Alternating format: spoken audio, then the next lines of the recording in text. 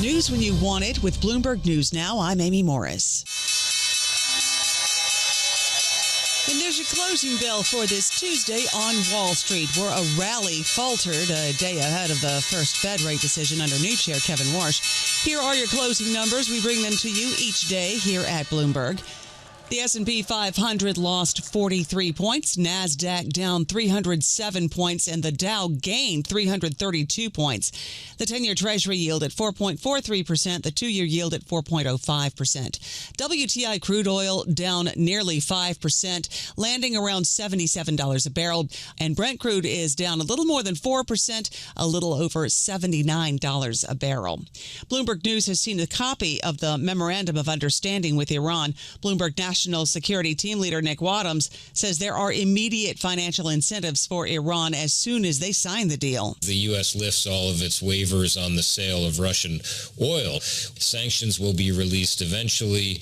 Iran would get access to its frozen funds that are locked in overseas accounts. What the U.S. gets in response is essentially, a commitment from Iran not to pursue a nuclear weapon, but it's something that will further stoke concerns from a lot of Trump's Republican allies who essentially have expressed a concern that this amounts to a financial giveaway to Iran. Bloomberg National Security Team Leader Nick Wadhams says the tentative deal would require Israel to withdraw from Lebanon, a condition that Israel has already rejected. Israel Defense Forces say they've struck a suspicious vehicle near IDF troops in Lebanon, and they say their Air Force intercepted Hezbollah rockets launched in Lebanon. President Trump is urging Israeli Prime Minister Benjamin Netanyahu to show more restraint. I've had a great relationship with Bibi, but now Bibi has to be more responsible with respect to Lebanon. Trump says Israel's actions threaten his deal with Iran, and today G7 leaders are putting more focus on Ukraine. President Volodymyr Zelensky met with President Trump on the sidelines. Trump says Russia needs to come to the table. Look, Russia should make a deal. Russia's lost tremendous amounts of people, and so has Ukraine. G7 officials tell Bloomberg the leaders see Europe and the U.S. converging on the view that Ukraine's position against Russia is getting stronger. Shares of SpaceX gained more than 5% in regular trading with a market value of nearly $3 trillion. That's roughly $300 billion higher than Amazon's and about $20 billion more than Microsoft's. SpaceX is the most traded stock and the biggest gainer among large cap stocks. Sequoia Capital partner Sean McGuire. We're in a generational transition of cloud from kind of legacy CPU-based jobs to AI cloud. I strongly believe that SpaceX AI is the best in the world at building this next generation of AI clouds. Sequoia Capital partner Sean McGuire on Bloomberg TV.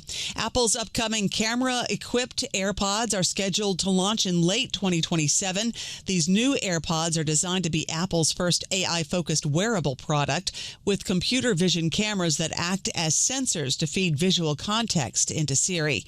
Commerce Secretary Howard Lutnick warned Anthropic that the company would need government permission to export its Fable 5 and Mythos 5 AI models worldwide.